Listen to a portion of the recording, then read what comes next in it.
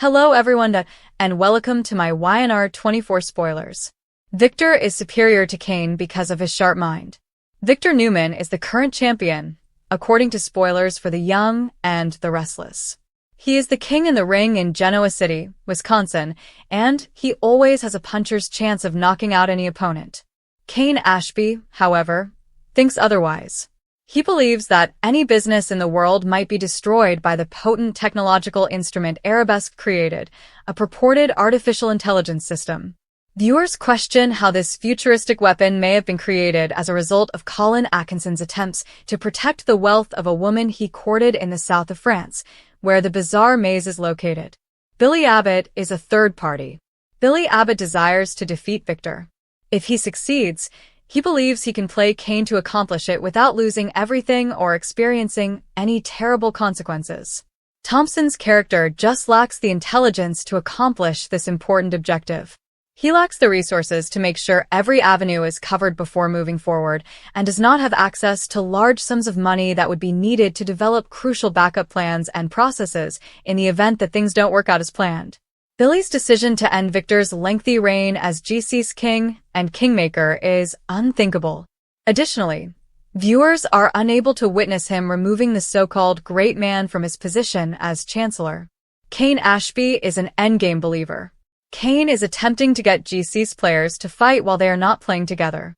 It is a simple move and one that is probably going to occur to pitch Ashby against Newman Enterprises. But just because Victor and Jack Abbott despise one another and are going to fight doesn't mean they can't also repel Kane's intrusions and attempts to take over their businesses. Flynn's character seems to have a chance. He has previously promised that if Lily Winters makes amends with him, he will drop his game. The former Aristotle Dumas could escape the Wisconsin labyrinth he's making without getting many wounds if she even takes a few inches in that sincere direction, and Kane is encouraged. Victor Newman still has it all. Adam Newman is ready for Victor. He is the only weapon that can keep Kane from controlling any AI weapon. However, the mustache is sly and always finds helpful people to carry out his immoral wishes, even if Adam and Chelsea Lawson are unable to fully support Victor's attack. YNR without Victor as Newman Enterprises' ousted leader? Jack, the former head of his family's makeup business? Sally Spectra replacing Thompson as the new head of Abbott Communications, and Billy decisively defeating Victor and replacing Nikki Newman as head of Chancellor? How implausible is it that Kane leads all the characters at all the old companies, possibly even Winters Incorporated, in a string of immediate digital triumphs? Even during the day, it is absurd. One of the best places to find anything related to the young and the restless is this website. For YNR news and spoilers, return often. Not even her closest friends and family.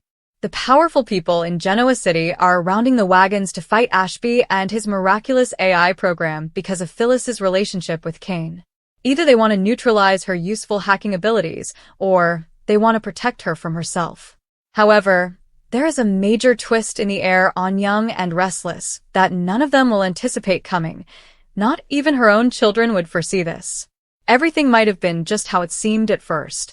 Aristotle Dumas presented Phyllis with an opportunity that no other person in Genoa City could match.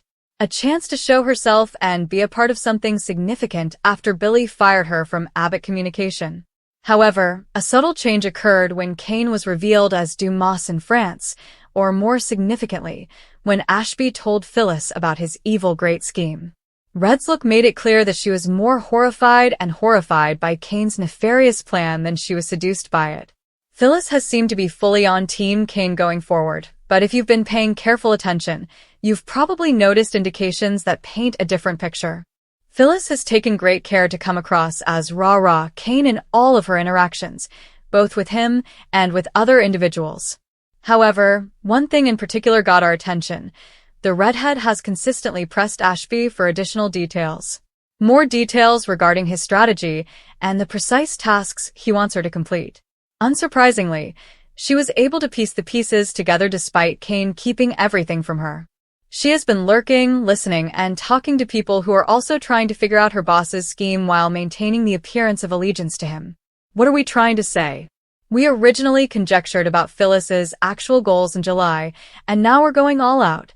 Phyllis intends to win over all of the town's influential people by rescuing them from Cain. Why do we say that nobody will anticipate it? Michael and Nick believe she is up to her eyeballs in problems and will wind up in prison, while everyone else believes she is up to her usual foolish tactics by teaming up with Ashby. Heck, not even her devoted children would have referred to Mom as a Genoa City crusader. However, Phyllis's most recent chat just strengthened our suspicions. With her eyes looking into Nick's soul, Phyllis begged him to just trust her already as they closed their talk in the park. She was angry that he didn't believe in her.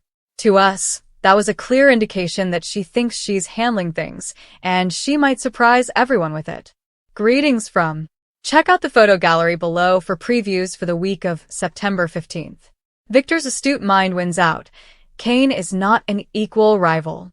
Spoilers for the young and the restless affirm what die-hard fans already know. Victor Newman, Eric Braeden, is still Genoa City's unchallenged champion. He is a titan that no one has been able to overthrow for very long because of his keen intellect, brutal strategies, and extraordinary capacity for situational manipulation. Cain Ashby, Billy Flynn, thinks he has the trump card to knock Victor, Jabot, and almost every legacy corporation in town to their knees when he reappears with what he perceives to be a game-changing technical weapon, the Arabesque artificial intelligence system. However, Cain fails to recognize that no computer, no matter how strong, can match Victor Newman's unadulterated intuition, life experience, and unrelenting guile. Victor has controlled the arena of business takeovers, personal grudges, and family conflicts for many years. He doesn't just respond to threats. He foresees them, lays traps, and leaves his enemies reeling as he maintains composure. Cain is an interesting wild card, but he is not an equal opponent due to his zeal, which is driven by equal parts desperation and hubris. The circumstances are set for a conflict that is more than a struggle for resources.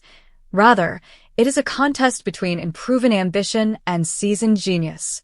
Victor Newman, the undisputed champion. Victor's notoriety exceeds his actual size. He is a monarch in Genoa City, not just a businessman.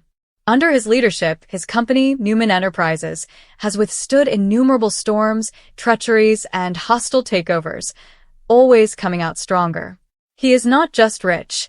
He is a human-centered strategist who is better at utilizing strengths and taking advantage of weaknesses than any algorithm could possibly be.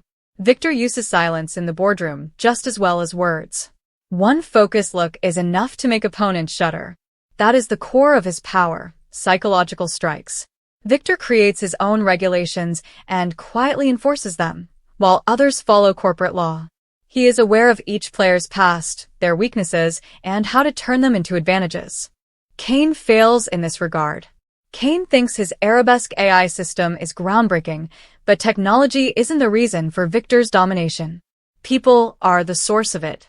Unlike artificial intelligence, Victor is able to predict treachery, measure loyalty, and control emotions. Cain sees probabilities, data streams, and numbers. The true battles are won when Victor sees people. Cain Ashby, Endgame believer. It's not totally absurd that Cain entered this arena. He is not a fool, and his time spent pretending to be Aristotle Dumas allowed him to experience the power that comes with deceit, secrets, and risky tactics. He thinks he has created the ideal equalizer with Arabesque. His desire to outmaneuver the giants of Genoa City is reflected in this AI system, which can breach defenses and digitally precisely destroy business empires. However, Cain's optimism is based on shaky foundations. He is oblivious to the complexity of power dynamics in Genoa City because he believes in the endgame. Possessing a weapon is insufficient. You also need to know how to use it, when to conceal it, and when to attack. The prospect of winning and finally emerging from the shadows of Victor, Jack Abbott, played by Peter Bergman, and Billy Abbott, played by Jason Thompson, intoxicates Cain. But he is exposed because of his intoxication. Victor doesn't engage in random games. By pitting Newman against Jabot, Cain is attempting to create disorder in the hopes of profiting from the disarray. But turmoil is what Victor feeds on. By mastering it rather than avoiding it, he has established an empire. Cain may instigate conflicts, but Victor will seize the chance to manipulate the results to his benefit. Billy Abbott, the third farthest away. Billy Abbott lurks in the background, always ready to defeat Victor. Billy thinks he can control Kane without facing any repercussions, thus he views him as a possible pawn in his most recent plot. However, Billy's impetuosity has always been his deadly weakness. He lacks the self-control and vision required to defeat a strategist such as Victor. Billy makes careless choices because he hates Victor. He has never realized that overcoming Victor calls for more than just daring tactics. It also calls for perseverance, patience, and a readiness to give up everything. Billy has already lost to Victor, who is brighter and stronger than him. It's absurd to think that Billy might utilize Kane as a means of winning. Rather, Billy runs the possibility of being outwitted by both Kane and Victor, becoming a minor player in a conflict involving far more powerful forces. Phyllis Summers, the unspoken factor. The most unpredictable character in this story is Phyllis Summers, Michelle Stafford, even if Kane's ambition and Victor's power establish the primary scene. She first seems to be on Kane's side, drawn to his schemes and his assurances. However, Phyllis is accustomed to taking on multiple roles. She is a dangerous wild card because of her keen intelligence, which is sometimes undervalued by others around her. Children, friends, and even long-standing enemies of Phyllis believe she is forming yet another foolish relationship that will fail. Subtle clues, however, give the impression that this is not the case. Phyllis has been gathering information, asking Kane questions, and assembling his ambitious scheme.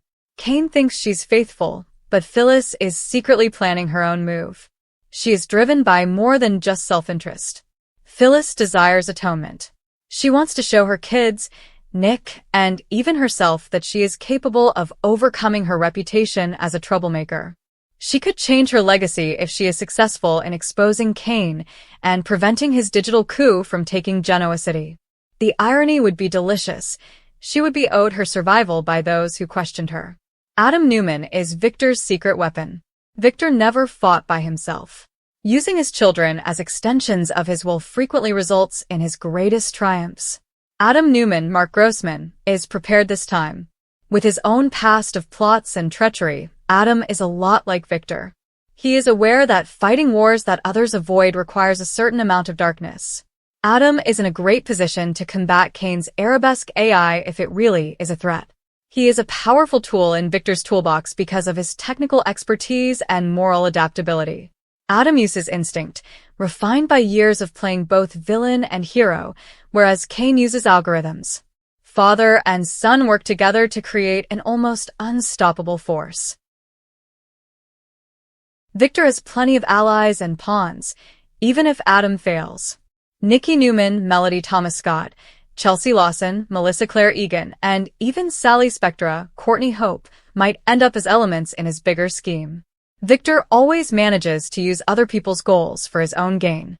The reasons Kane will never succeed. Even in the realm of daytime drama, the notion of Kane Ashby taking over Newman Enterprises, Jabot, Chancellor, and even Winters Incorporated may excite his imagination, but it also pushes the limits of plausibility. Kane lacks the unwavering confidence, the commitment, and the infrastructure needed to hold such authority. Victor, however, exemplifies such traits. His supremacy extends beyond money and technology. It has to do with presence. In ways Kane has never been able to, he commands loyalty, fear, and respect.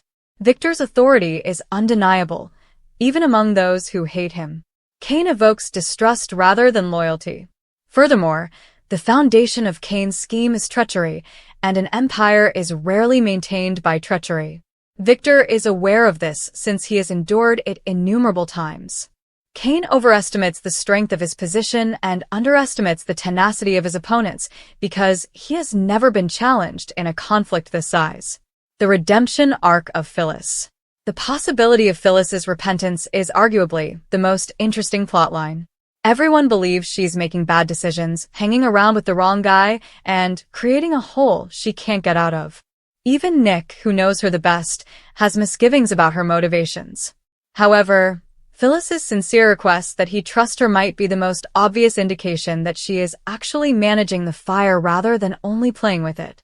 Phyllis won't only save Genoa City if she is successful in exposing Kane and destroying his scheme from the inside out. She will permanently change her status. She will transform from the careless plotter to the improbable hero who saved the day when even Victor Newman was in danger.